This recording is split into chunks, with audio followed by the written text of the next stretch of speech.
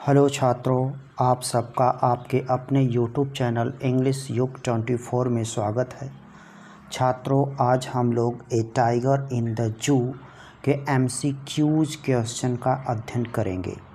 छात्रों, देर न करते हुए हम लोग शीघ्र ही MCQs पर पहुंचते हैं।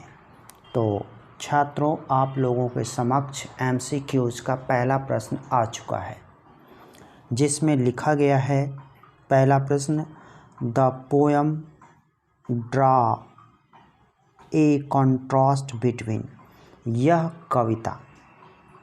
कविता खींचती है या आकर्षित करती है कॉन्ट्रास्ट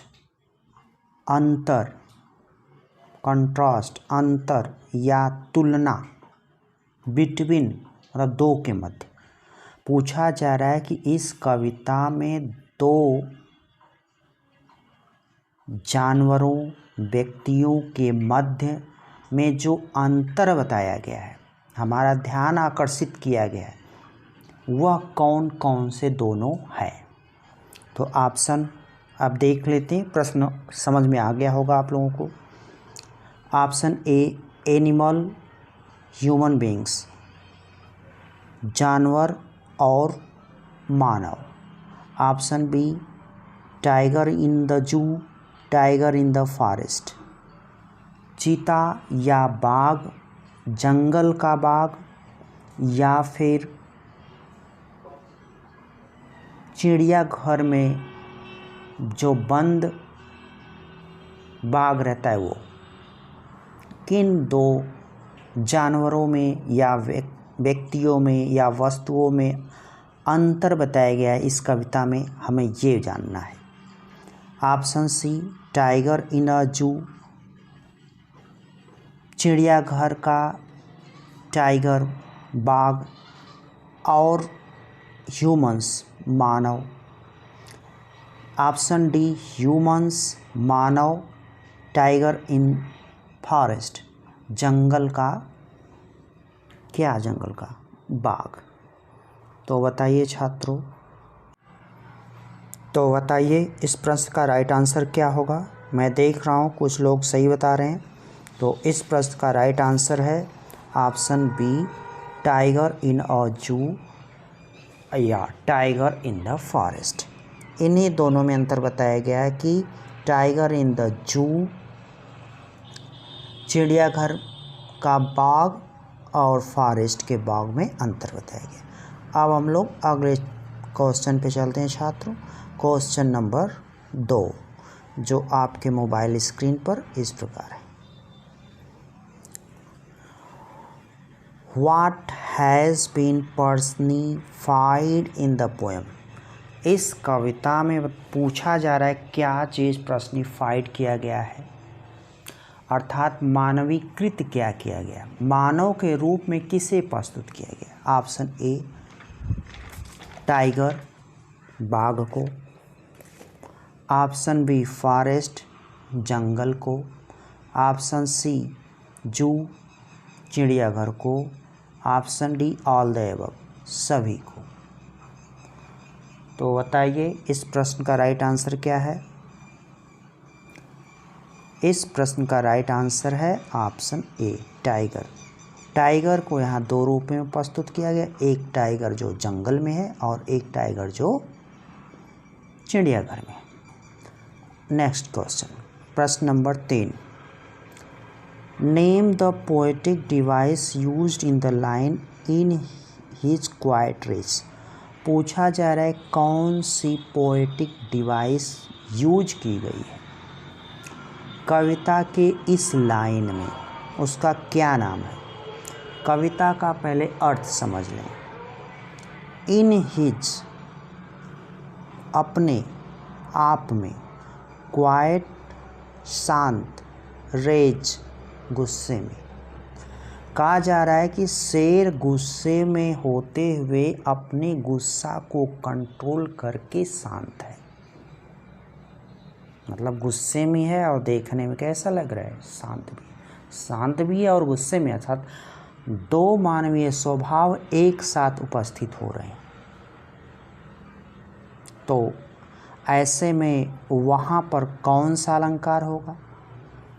मेटाफर, रूपक अलंकार, एसोनेंस, ऑक्सीमोरन, विरोधाभास, कैनोसेंस। तो छात्रों, अभी हमने बताया कि दो मानवीय गुणों को एक साथ प्रस्तुत किया जा रहा है और दोनों मानवीय गुण क्या है? विरोधी है। एक तरफ गुस्सा, दूसरी तरफ शांत, एक तरफ रोना, दूसरी तरफ स्माइल करना। तो यहाँ पे क्या होगा छात्रों? ऑक्सीमोरन। अगला क्वेश्चन चलते हैं हम लोग। Name the poetic device used in the line. Same प्रश्न, यहाँ तक यही चीज़ें हैं जो तीसरे में वही चौथे में, लेकिन यहाँ पर बदल गया। इसका अर्थ समझ लें छात्रों। On pads of velvet quite, कहा जा रहा है कि जो बाघ है उसके पैर के जो तलवे हैं वह मक्खन या मखमल की तरह मुलायम है। तो छात्रों, यहाँ पे तुलना की जा रही है। क्या की जा रही है? तुलना की जा रही है दो वस्तुओं के बीच में, लेकिन तुलनात्मक शब्द का प्रयोग नहीं किया जा रहा है। यहीं पे छात्रों समझ लें हम लोग, अगर एज, सो, लाइक का प्रयोग करके दो वस्तुओं को एक साथ तुलना की जाए तो वहाँ पे छात्रों होता है सिमिली।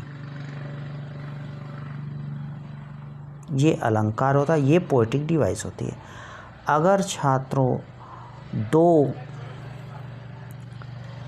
वस्तुओं की तुलना की जाए, लेकिन अभी जो बताया गया एज, सो और लाइक शब्द का प्रयोग न किया जाए, इन शब्दों का प्रयोग किए बिना ही तुलना की जाए, तो वहाँ पर होता है छात्रों पोएटिक डिवाइस या अलंकार, मेटाफर, जिसको हम लोग रूपक कहते हैं। तो यहाँ पे कहा जा रहा है on pads of velvet quite, उसके पैर का जो तलवा था वह मखमल की तरह मुलायम था। उम्मीद है आपको समझ में आ गया होगा। अब हम लोग अगले प्रश्न पे चलते हैं। प्रश्न नंबर 5। Why should he be lurking in shadow. पूछा जा रहा है कि वह छाया में क्यों छिप के घात लगा के आगे बढ़ रहा था। शेर जो था, अरे बाघ जो था। Option A, out of fear, भय से, डर से, आउट ऑफ एंगर, क्रोध से, टू कैच द डियर, हिरण को पकड़ने के लिए, बोथ ए और बी। तो छात्रों, इस प्रश्न का राइट आंसर है ऑप्शन सी सही है। अगले प्रश्न पे चलते हैं हम लोग। अगला प्रश्न इस प्रकार है। प्रश्न number 6। What describes tiger in cell? 4 option दिए गए हैं। इन चारों में से हमें बताना है जो टाइगर एक छोटी सी कोठरी में बंद था उसका वर्णन कौन ऑप्शन कर रहा है। Option A, locked in concrete cell, मतलब एक कंक्रीट मजबूत सेल कोठरी में उसे बंद किया गया था ईंट पत्थर के बना के, लोहा सोहा का प्रयोग करके। या फिर option B, snarling around the houses, या फिर वह जंगल के किनारे जो मानव बस्तियां थी जिसके किनारे जा कर के शेर दहाड़ता था। या फिर option C, shadow, long grass, परछाई या लंबी लंबी घासें। Option D, baring his white fangs, या अपने जो बड़े बड़े नुकीले दांत थे जिनको दिखाता था। तो ऑप्शन कौन सा सही है छात्रों? क्वेश्चन नंबर 6 में ए सही है। अब हम लोग अगले प्रश्न पे चलते हैं। प्रश्न नंबर 7 पर।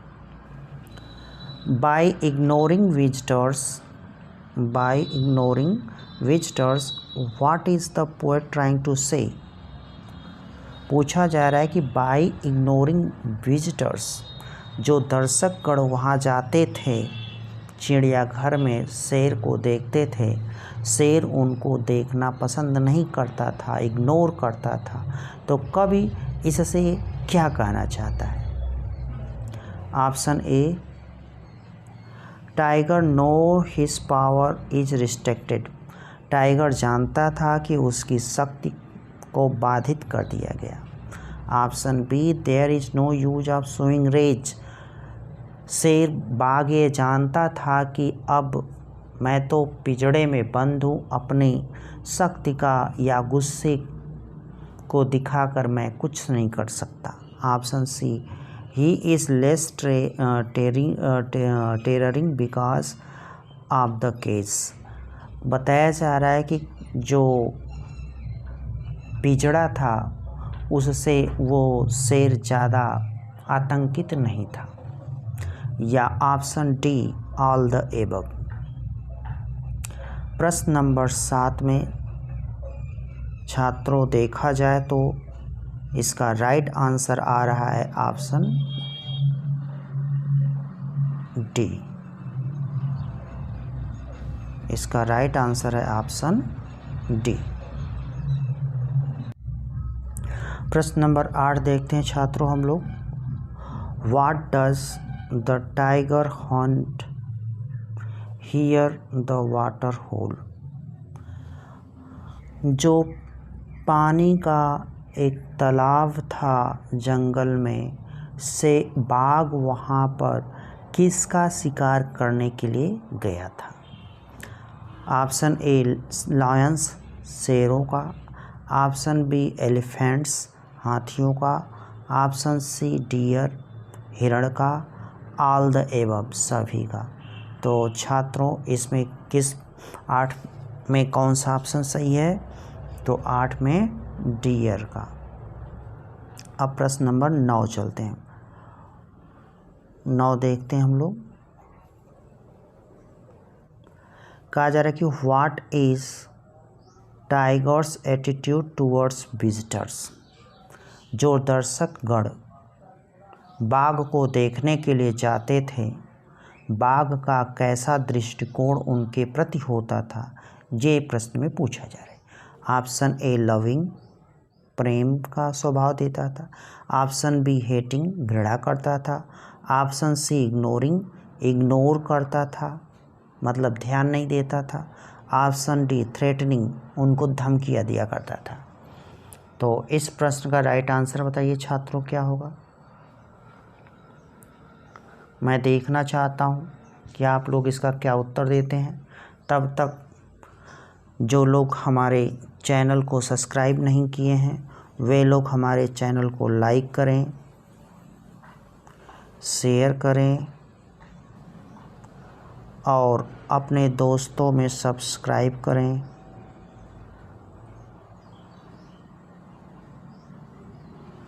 ताकि हमारा चैनल भी ग्रो हो सके। तो मैं देख रहा हूँ बहुत से लोगों का उत्तर सही आ रहा है, ऑप्शन सी सही। लास्ट क्वेश्चन इस पैराग्राफ इस लेसन का आपके मोबाइल पर इस प्रकार है। What is patrolling at night, रात में कौन गश्त लगा रहा था? ऑप्शन ए, कार्स, गाड़ियाँ, कार। ऑप्शन बी, टाइगर्स, बाघ। ऑप्शन सी, डियर, हिरण। ऑल द अबव, सभी। तो इस प्रश्न का राइट आंसर क्या है छात्रों? इस प्रश्न का राइट आंसर है ऑप्शन ए।